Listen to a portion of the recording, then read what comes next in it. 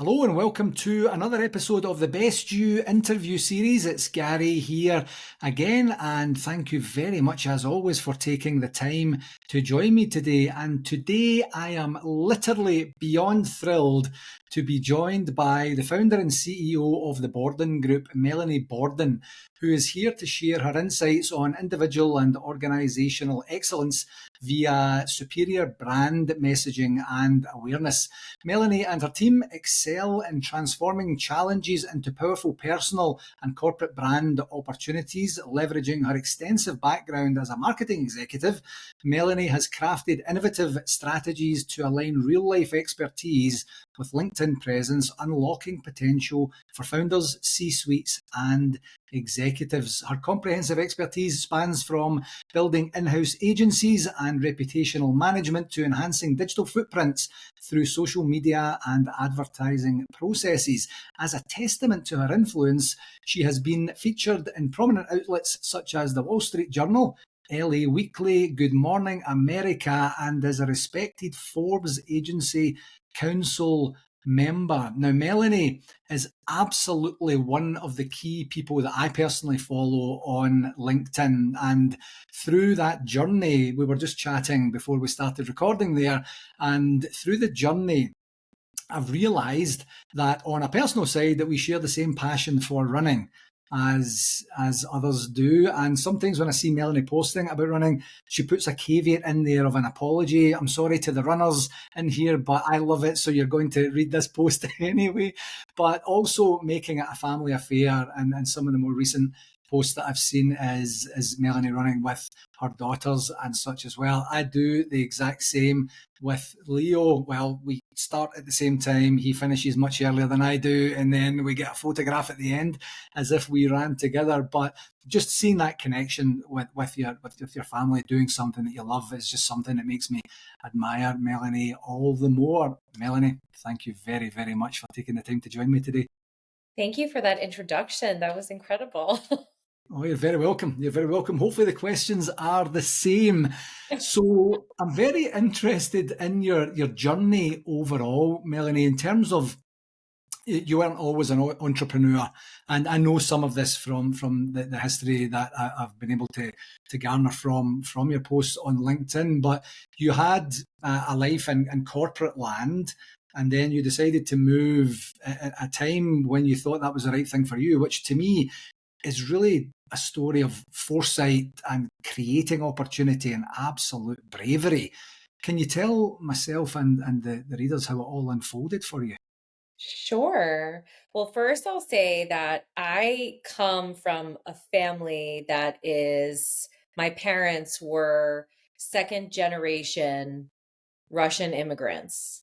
So Right. their parents and so forth have brought down this work ethic in my family. I mean, you started working at a very young age in my family, Yeah. and I grew up during a time that was very different from right now, where you just didn't have all the access to everything. I mean, all the things that kids see today, I mean, you know this as well. I mean, growing up in the 80s and the 90s was very, very different Yeah. than it is now. Yeah. And so I've been working since I was 12 years old. And Yes. so it was just kind of like if I wanted anything beyond what my parents could provide to me, I had to get a job and I had to work. Yeah. So that meant doing all different types of things. And most of my life, I wouldn't have considered myself an entrepreneur at all. It was really until the pandemic happened where that's really when I realized that I had to make a decision. So I was working for someone else. I was working as a VP of marketing, and I was not happy with what was happening, as many people weren't very happy with what was going on in the world. Yeah. And I felt a lot of insecurity. I felt a lot of just overall not knowing what was going to be next. And then when most of the company I worked for got laid off, I realized that something had to change. And that meant something that I had to do had to change. Yeah. And it was something that I had helped promote and managed all of our businesses, marketing and advertising, where I was currently work at the time when I was working for someone else. I also was working not necessarily as a publicist, but anything that was relating to media with my former CEO, I would help work on as well. So the world of personal brand wasn't unfamiliar to me until it became a necessity for myself. And that's really when I started making a decision of I'm seeing what's happening on LinkedIn. I'm seeing where it's going. I was not active on any other social platforms at all. Right. And I just made the decision to start posting on the platform. And that's really what started the entrepreneurial process because it opened up all these opportunities to me that didn't exist, Yeah. or they might have existed. I just wasn't able to get them from the lens and from the viewpoint that I was sitting at the time. Yeah. And how intentional? Obviously, you said that LinkedIn was the only platform that you have a presence in or had a presence in at Right. the time. How intentional were you about? I'm going to really up my game here, continue with the posting, be as relevant as I can be. Was there an end game that you had there to see what type and style of feedback you would get, what type and style of engagement? That's a great question. So there was an event that we were going to be holding. It was actually, I think it was on St. Patrick's Day when we were actually holding the event in 2020. And the event was canceled because of this overseas virus. Oh, So I want to say it was March 17th, 2020. And the event was canceled. And while I was at the event, now this event was for a launch, I was working in automotive retail. So I was on the corporate team, but the group that I was working for had 6 luxury auto brands. yeah, Plus, the CEO had a real estate development company. Plus, he had his own media. Plus, he had a startup and all these other things that were cooking at the same time that I was helping the marketing for. So, when the event got canceled, it was within several days that the team was pretty much consistently laid off as well. yeah, So, except for the essential team, which at the time in New Jersey where I was working, I was considered part of the essential team, which I was very lucky.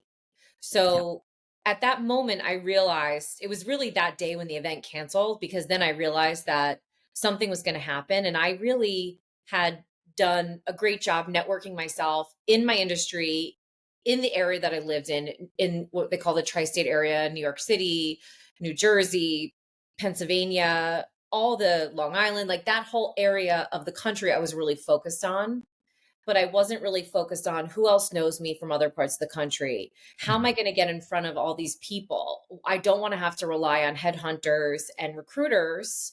And I certainly don't want to go call begging someone for a job. So, how do I make myself marketable to others? And yeah, how do I grow as fast as possible?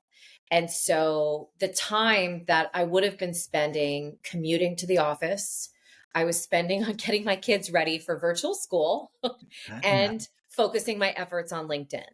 So my days became me focusing my entire work world around LinkedIn. And what was happening at the same time is other people were doing the same thing. yeah, Other people who, if you can remember at the time, other people who were going to an office were now homebound. yeah, So everyone is now collaborating in this space where no one was really, not no one, but it wasn't as active as it had been in the past in mhm, terms of what's happening, the activity and the engagement on the platform. And so I knew that on Instagram, I wasn't going to be able to see all the people in my industry and have access to them and be able to message them with them being able to see my messages, or mhm, have the ability to start a conversation with a company that I would normally not have access to through their Facebook page or yeah, through their Twitter, now X account. I knew that LinkedIn was the only way. And I had started seeing people who were posting as if it was Instagram or Facebook. And I thought, okay, it's going directly towards my career. Every piece of effort that I put into this thing will come back to me in some way. So I couldn't necessarily see the end game, yeah, or I did not have the desire to work for myself either. At this point, I was still just focused right, on how do I grow my name? How do I make sure that everybody knows who I am and what I do and the results I get and my career? And that was my focus. yeah, So, what turned into my focus it just kept building and building and building. As you know, LinkedIn has grown and grown and grown. Yeah. So as someone who worked in marketing, really focusing on building the company brand and building my CEO's brand, I was now in a situation where people were now asking me to come on podcasts. People Right. were asking me to speak at virtual conferences, which then later turned into in-person conferences. Yeah. I was then getting asked, can you do for me what you did for yourself? From executives in other industries, because I was really only in the auto industry at the time. So all of a sudden, this veil opened, and I now had the ability to talk to those outside of the auto industry. Yeah. So it just created this momentum effect that I had no idea it was going to turn out the way that it did. I ended up finding another role, working for another company, similar but different. It was a tech company, same position, VP of marketing. But at that point, I felt that it was a goal of mine to work, at a B2B Yeah. SaaS tech company. That was just, it was a box I really wanted to check. Yeah. Well, after I checked the box, people became more focused on using LinkedIn to do something similar. They had a specific goal that they wanted to hit, and they needed help with getting towards their goal. So, what I started doing was I started turning down all this business because I was working for someone else and I had a contract that would not allow me to work with anyone else because I was working for another company.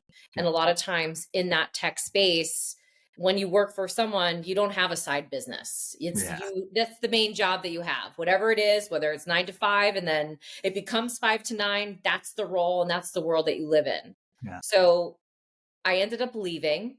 I did not have a plan at all. I had zero plan. My plan was I'm getting asked enough to help others with their brands. I could step in as a fractional. I can do anything with relation to marketing because that was the world that I have lived in. Yeah. Whether it was go to market, whether it was just building campaigns, advertising campaigns, or if it was something that was completely unrelated to online and they needed someone to buy media for them. I could do all of it because I was running an in-house agency that I built. Yeah. And so I took a leap of faith in August of 2021 and I never looked back. It was one of the best decisions I could have ever made. I had no idea what it was going to look like at the time, Yeah. but I took the jump. And it just goes to show that when you set your mind to something and then you work towards it, anything magic can happen. That's incredible. It really is. And how much do you think your marketing background, because in marketing, I don't know a lot about marketing. I'm certainly not an expert, but you are attuned to the types and styles of things that are being said, things that are not being said, the way they're not being said, to be able to create opportunity when possibly there was no opportunity there in the beginning. Is that the foundation of your or your ability to see the opportunity for you and what ultimately would become the Borden Group?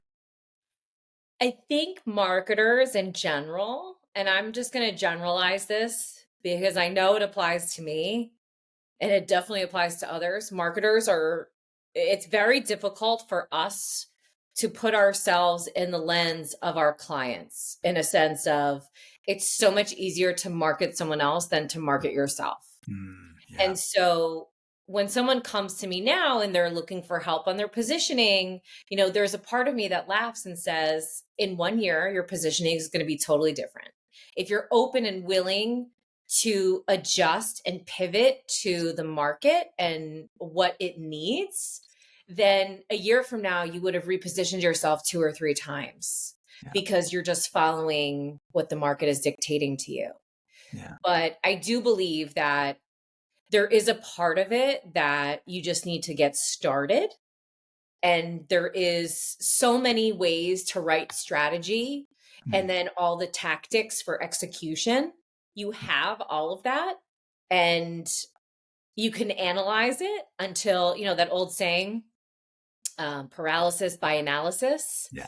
You can go through that in your life, in your career. You can do that, or you could just kind of put your blinders on and just start moving towards it. But what helped me was really putting myself in the shoes of my client, which at the time, going back to where I'd started was I had a boss at the time who I was working for, who I helped with his personal brand all the time. Yes. So being able to transfer that knowledge to myself.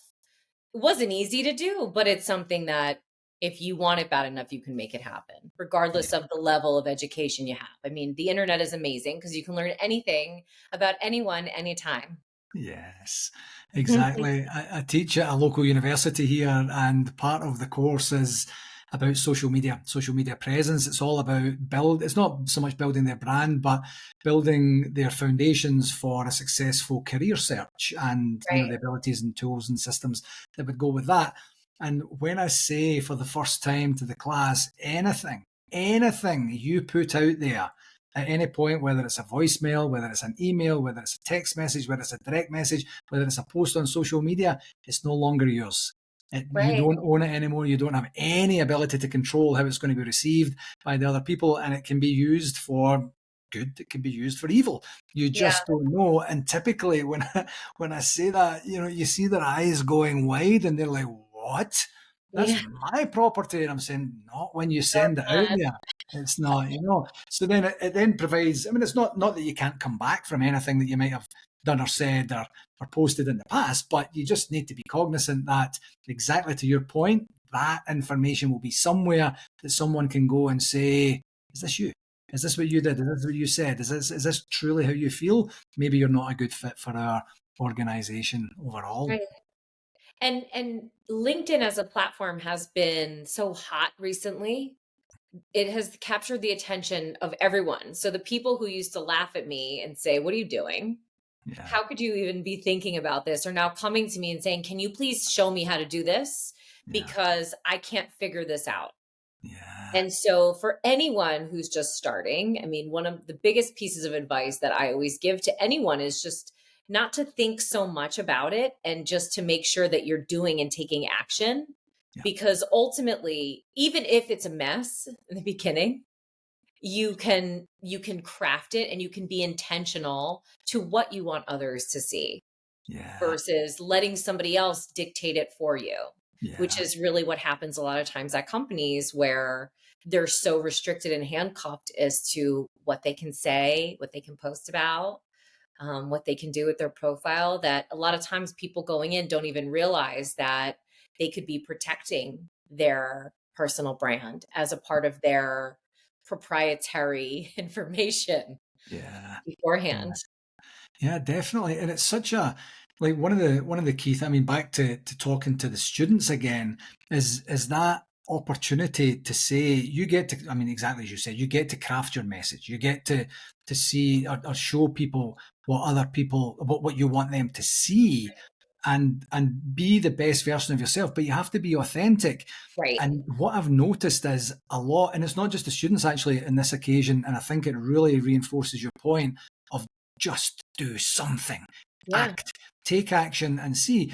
What I've said to them, I try to impress, is name one thing in your life that you have been brilliant at from the very, very moment that you started doing it. One thing, just one. And it's going to be a very short list, or there's actually not going to be a list there in the first place. So trying to provide permission to say, no one's going to overly judge you. You know, the main judge is going to be in between, you know, your ears, and just do something. So one thing you mentioned earlier there, in terms of the people that you are now doing business with, you are now advising, you're now helping, weren't quite so understanding. Let's be super generous to them for right now. What sort of resistance did you feel in the beginning when you quit, without the plan, without the safety net, without the backup behind you? It was very scary. Yeah, It was very scary, but it's a feeling that I would love to emulate over and over and over again because I know as a result where it's gotten me so far.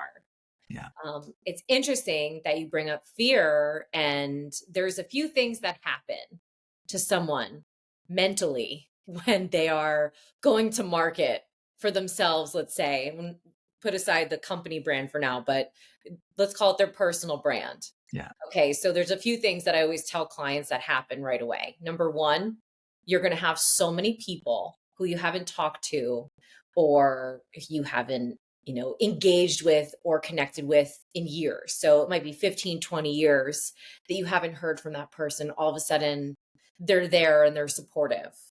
And Yeah. there's going to be a lot of really supportive people who are going to say, how can I help you?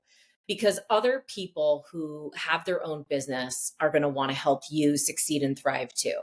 Yeah. And there's generally not strings attached. It's just who can I make the introduction to? Yeah. Or how can I help you? Or is there anything that you need? So that's number one. And that could be even if you're working for somebody else, Yeah. you're going to still have those supportive people. Then you're going to have the people that are like, what are you doing? What are you up to? What are you Yeah. working on? And they're going to want to take it from a lens of beyond curiosity, like they're trying to solve a puzzle. Yeah. So you have those. And they'll still be supportive, but they're going to have feedback for you and they're going to want to gossip a little and see what's going on. And those are the people also in an office, when you are working in an office, which many people do, they in the office are chitter chattering about what you're doing on LinkedIn. Yeah. Then you have the people that will be very negative and they will not be supportive. They will not be helpful. They will not help you get to where you need to be. They will only reinforce all the fears that you have in your mind about what you're doing. Yeah. But the people who are positive and supportive on the other end of the spectrum will outweigh all of those people. And a lot of times it's their own insecurities that are really holding them back Yeah. from being that supportive person. Yeah. But what's interesting is that out of all three of those types of people that you'll encounter, you will also encounter new people, people who don't know you, who will fall into one of those three categories as well. Mm-hmm. And the negative ones are few and far between, Yeah. but it's always, you could have 100 people commenting, and then there's the one person that says something negative that could throw the whole thing off. Yeah. So I like that term, putting the blinders on like a horse, because when a horse is running in a race, it's not looking at the other horses. It can't because it has its blinders on. And Yeah. so it's very similar in a sense, but it's hard to do to compartmentalize Mm-hmm. negativity, especially from board members, executives where you work, your other colleagues and coworkers. It's very difficult to mentally take that, put it in a box and put it in your desk and close the drawer. Yeah. And a Would you lot of say? people go through that. Yeah. Would you say that that's a skill that you continually hone as you move forward in terms of you obviously have a very large following on LinkedIn now. So with each of those buckets exponentially growing, the negative bucket will be one of those buckets that's Yeah. growing. Yeah.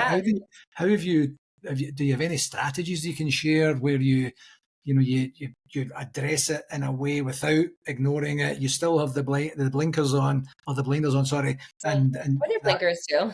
yeah. How do you do that over time? Because I can't imagine it gets any easier. Listen, the more that you do anything, the more that anyone succeeds at anything, there's always going to be someone who has something to say that's not positive. Yeah. So I think having the understanding going in, and this is why I level set with people just to really to take their temperature. And some people would say, well, why are you doing that? Well, because I think it's important, especially if we're investing both of us all this time together, that it's important that everyone understands what they're up against and what will happen, because it's not all perfect and roses. There's going to be hard conversations that you're going to have, whether it could be at work or at home or whatever the case is, that will come up.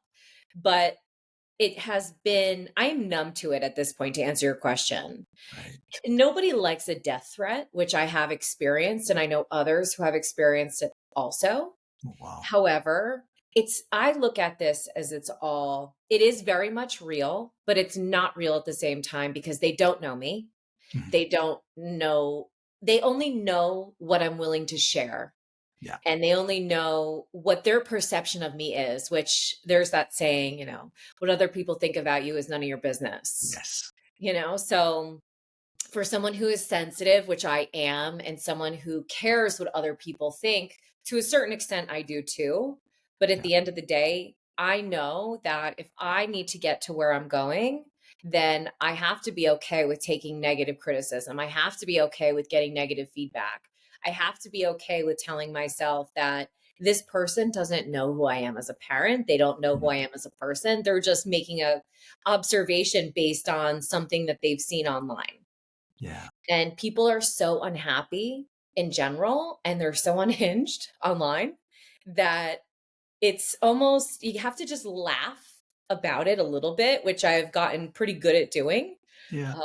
But I think telling yourself and just reinforcing your goals and your message to yourself is Yeah. something, and doing a mindset and just reframing things. If someone doesn't think that you're capable, like, I'm sorry that you have that limitation on yourself, but that has nothing to do with me. Yeah. And just constantly having those reframes for yourself that you can remind. I mean, you could also have positive affirmations, which I'm a big believer in, Mhm. and consuming positive content, and also staying away from the people who you know aren't going to be supportive, and you know who don't understand what it is you're doing. And Yeah. if that is you going to market and having your own website and having a newsletter and posting on LinkedIn, then that's their issue, that's not yours, because it's something that you have made the decision yourself to move forward with, and it's okay if they're not okay with it, because it's Yeah. not for them, it's for you. Yeah, such a lovely way to put it. Yeah, and I've seen. I don't spend a lot of time online. My preferred platform, like yours, is LinkedIn. But on the odd occasion that I venture out into to Facebook or wherever else, or if someone sends me something, like people can be vicious, beyond vicious, Oh not yeah. not to the point of death threats. That's absolutely extreme. But there's various other forums I am for the sports team that I love from back home. I'll look at the forums and the people. It's just obviously a venting mechanism or Yeah. outlet of them, but when it becomes directed at the work that you're doing, the endeavor you're putting in, the change, the impact you're trying to create, it can become derailing and Yeah. insulting, and distracting, of course. And listen, not all negative feedback and criticism is a bad thing either, because a lot of times it can open your mind to someone else's perspective, to show Yeah, you or to be aware of something that you might not necessarily have thought about, yeah, which, as I have grown in my life, that has been something that I have acknowledged, that if someone is giving me criticism, it's not necessarily to my detriment, but it actually sometimes can be positive and helpful to give you a reframe of a different perspective.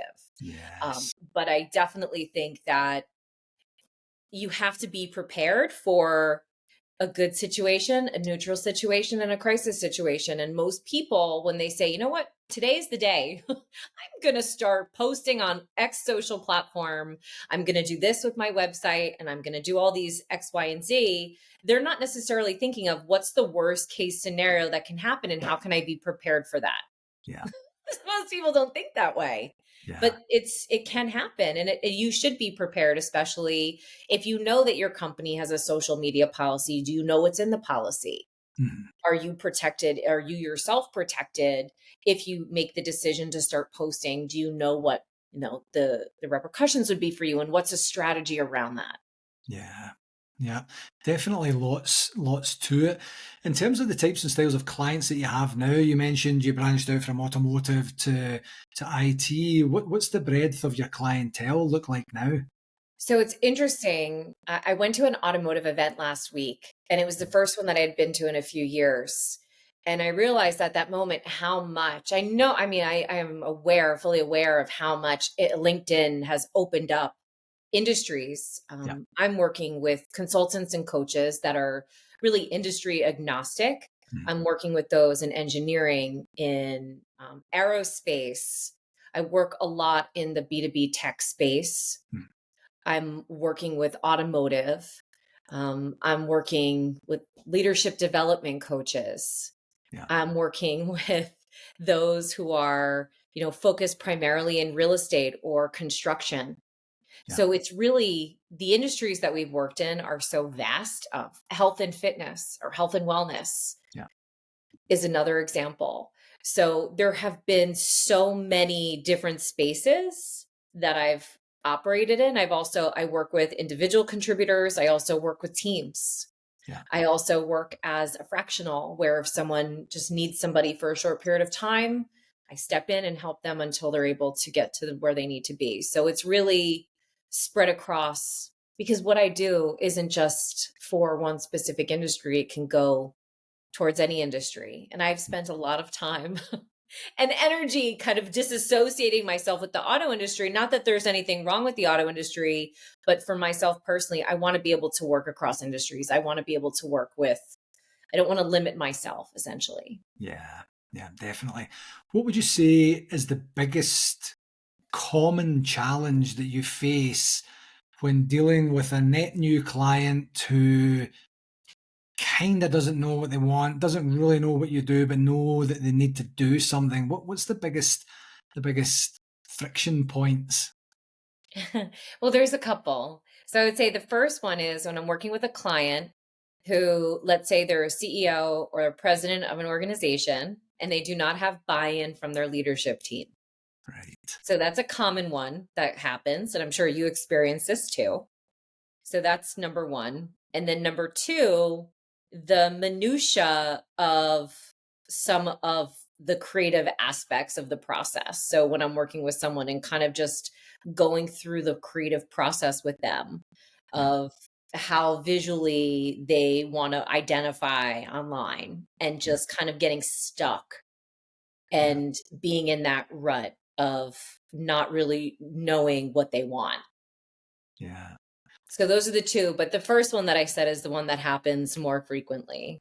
Yeah. How do you typically navigate that? Is that something where you say these are some steps you need to take before we can move forward, or is it more that's when the coaching comes in? Well, it's a combination of the discovery calls beforehand and having those conversations and making sure. I mean, you can have so many conversations, but if someone says their leadership team is bought in and they're completely not bought in, and Yeah. you're already in, you know that it can go one of two ways. It's either going to work out or it's not. And Yeah. if it's not going to work out pretty quickly. Yeah. But just navigating that process and making sure that, just having the foresight to do the dance Yeah. with everyone and make sure that everyone is really on the same page. And that's where some of the coaching comes in, but it's also just getting in alignment. And a lot of times, if it's a culture issue, then there's not much you could do about it other Yeah. than just try to do the best that you can Yeah. and to work through it to get closer to their goals and to Yeah. kind of just move through it, Yeah. unless there's massive roadblocks preventing you from being able to do the work that you need to do. Yeah. Yeah. Yeah, it can happen, and it's Yes. very common, of course, as well. So you also are branching out into being an author, and you have a book called Theatre of the Mind. What can you tell me about the book? I love how you said that. So the book is a brainchild, essentially. It's a living, breathing document of exactly what we're talking Yeah, about the stories that we tell ourselves about our capabilities yeah, actually have implications on our career, and they can actually, the stories we tell ourselves can move ourselves forward, or they can keep us back, and yeah, we can watch others move forward. yeah, And so when I had the idea, so Theater of the Mind was a concept that a COO that I had worked for previously used to talk about in all of our leadership meetings, about how everything is really formulated in your mind, and it's all about perception. yeah, And whether you are speaking to your strengths in your content, as an example, yeah, is all determined by how you perceive yourself yeah, and how you go to market as, you know, as a coach, as, an executive. Even though we've had these successes, how we think about ourselves will actually have an impact on our career. yeah, And working through these mindset shifts of taking that narrative and rearranging it mm, and making it come to life for others to see who believe it. And a lot of times, there's all different kinds of phrases, people talk about all the time about different types of fears and phobias and imposter syndrome, and it's all related. It all is. Because a Yeah. lot of times when I'm dealing with someone, and I'm sure you have the same thing as a coach, you're dealing with people who have a tremendous amount of success and experience offline. Yeah. But when it comes to them posting, whether it's connecting it to their company, it's almost like this, it's a fear. And I see it mostly with those who are 40 and up. Not Right. so much anyone under 40, but the clients that I'm working with are usually within that age range between, Yeah. they'll say 40 and 65. Yeah. They've had tremendous careers without having to post on social, Yeah. without having to promote their personal brand. And it's fascinating to watch some uber successful people have all this fear about going online and really showing and showcasing because they want it to look a certain way or feel a certain way. So they go through this whole analysis of themselves, which really stops them. Yeah. So your book helps them realize what they're doing and provides solutions or potential solutions that might be a fit for them to move beyond that Exactly. hurdle. Yeah. So it's really designed for the person who's looking to go to market or who has been in that executive position and they want to get started. They don't know how to start. I include a lot of client case studies that I've worked with. I talk about what's worked, what hasn't worked, Mhm. also different mindset shifts of how you can start reframing the way that you think about yourself and your brand, if you will. Yeah. And it's going to be coming out. So the manuscript is pretty much done. I would say probably around September timeframe, right after school comes back in session, is when the book is going to be released. Fantastic. I wish you all the very best when that comes. Thank you. I will send you a copy. Oh, wonderful. Thank you. So, this is, of course, the Best You podcast. And with that in mind, what's one regular practice that you employ that gives you the best opportunity to be the best version of yourself? Oh, that's such a great question. Every day, I would say every morning for the most part, but it's every single day, I exercise for 90 minutes. So I Right. move, whether it's just walking and putting something on TV and just walking on the treadmill for 90 minutes, Yeah. or I do an intense workout for 90 minutes. It's a non negotiable in my day Yeah. that I put it in my calendar. I Yeah. do not take any meetings during that time. Yeah. Usually I try to make it early in the morning before everyone else in my house is awake, but it definitely has helped me think, prepare, and kind of just get ready for the day that I have, or the week, or the month. Fabulous. And it's obviously working. Melanie, where can people find out more about you and about the Borden Group? So you can go to our website, which you can go to either melanieborden.com or humantobrand.com. They both redirect to the same place. Also on LinkedIn, you can look me up, or on Instagram as well. Fabulous. This has been an absolute pleasure. I've learned lots. I'm really looking forward to seeing the book when it comes out. And once again, Melanie, thank you very, very much for taking the time Of to join me course. today. Thank you, Gary.